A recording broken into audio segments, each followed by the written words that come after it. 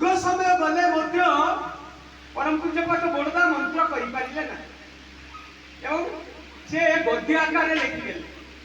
परम पूज्यपाठ श्री आचार्य देव दादा पद्य आकार इष्टभूति मंत्र करदे जीव जगत जीवन कारण सब दादा करते से 1964 मसीहा मे मास 27 तारिख माने 38 मसीह से दीर्घ समय धर 1964 मसीहा एप्रिल मास 27 तारिख मंत्र है प्रचलन है माने सक्रिय भाव इष्टभूति माने यहाँ हूँ इष्ट माने मंगल बुद्धि भरण जीवन जदि जाए तोर इष्टभूति छाड़ू ना धर्म अर्थ काम साल भूलू ना जदे आसब आपद विपद जेमन हो तो प्राण इष्टभूति आने आने सवाल पड़ा এটা হচ্ছে নিকমিলা যজ্ঞ এটা হচ্ছে অপ্রত্যাশী ভক্তি অর্ঘ্য প্রদান করে ইষ্টভূতি যে রক্ষা কবচ আমি জানি খালি ঠাকুর ইষ্টভূতি দেলে নাই স্বস্তির ব্রতর বিধান ମଧ୍ୟ দেলে সু অস্তি অয়ন সত্য অয়ন তার সুন্দর ভাবে বঞ্চি রহি বড়ি চালিবার পথ হচ্ছে স্বস্তি এবং সে স্বস্তির 5টি নীতি দেলে সে পাঁচটি নীতি দেলে ঠাকুর কইলে श्री विग्रह मंदिर भावी जत्न कर शरीर सहनपटु सुस्थ रखिब विधि माफिक पाली सुस्थ व्रत विधान देले जो रीति रीति माने जो बर्तमान आज आम देवता कहते देवता कह जाए रीति की देवता देवता माने दीप्तिमान सत्ता माने ठाकुर कहते ऋतिक माने होती they are the life of the nation ए माने होती जातिर प्राण ऋतिक माने होती जातिर प्राण जातिर जीवन से माने एबे से माने होती जोठी की जीवे से माने देवदूत भଳି जीवे लाइक एंजल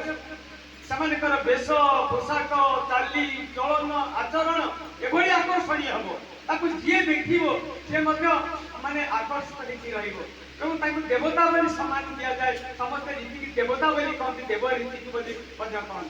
से रीति मान प्रधान कार्य ठाकुर कहले रीति मान जो कले प्रधान कार्य हूँ जाजन और दीक्षादान रीति प्रधान कार्य हूँ जाजन और दीक्षा जाजन करेंगे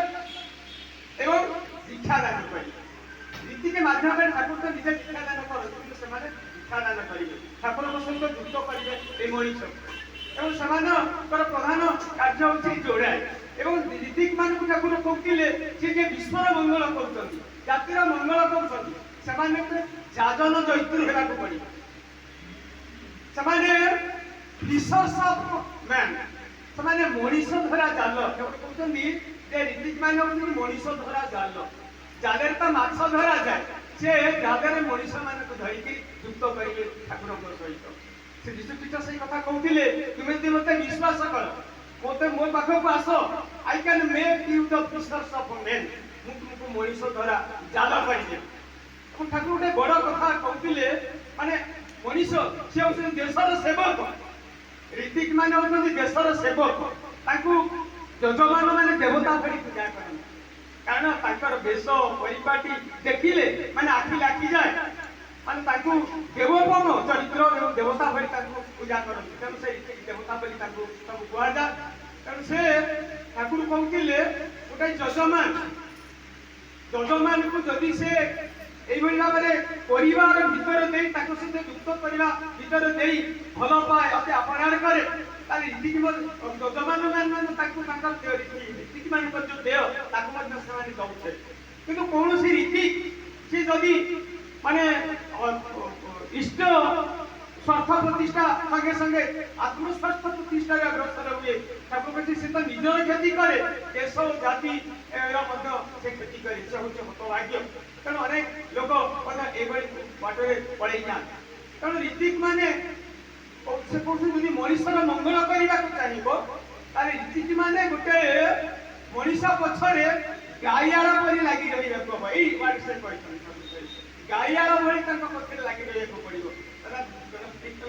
गाइयाड़ मान गोटे गाई गोटे माने से कौन कहते गोपाल सब बहुत गुड़े गोरु पल नहीं बाड़ी खाई दे गोटे जड़े लोक कौन के गोरु जगिव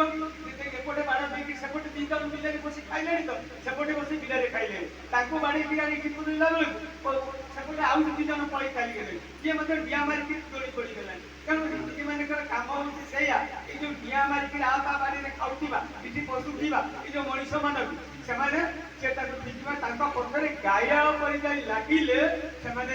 ମଣିଷର ଉନ୍ନତି କରିପାରିବେ, ତାଙ୍କୁ ଠିକ ବାଟକୁ ଆଣିପାରିବେ। ଠାକୁର ପ୍ରଶ୍ନ କରାଯାଇଥିଲା, ଠାକୁର ଜଣେ ରୀତିଙ୍କର ଆଦର୍ଶ କେମିତି ହେବା ଦରକାର? ଠାକୁର କହିଲେ ଆଦର୍ଶ ହଉଛି ମାନେ ଖୁବ ନିପୁଣ କିପିକା, ଏଇଭଳି କହିଲେ କିପିକା ମାନେ ଖୁବ ନିପୁଣ ହେବା ଦରକାର। ତାଙ୍କ ଆଦର୍ଶ ଦେଖିଲେ ମାନେ ମଣିଷ ଆକର୍ଷିତ ହେଇଯିବ, ଯୋଉ ଦେଶ ଜାତିର ଆଦର୍ଶ ବଜେଇ ଉଠିବ ତାଙ୍କ ଆଦର୍ଶ ଦେଖି।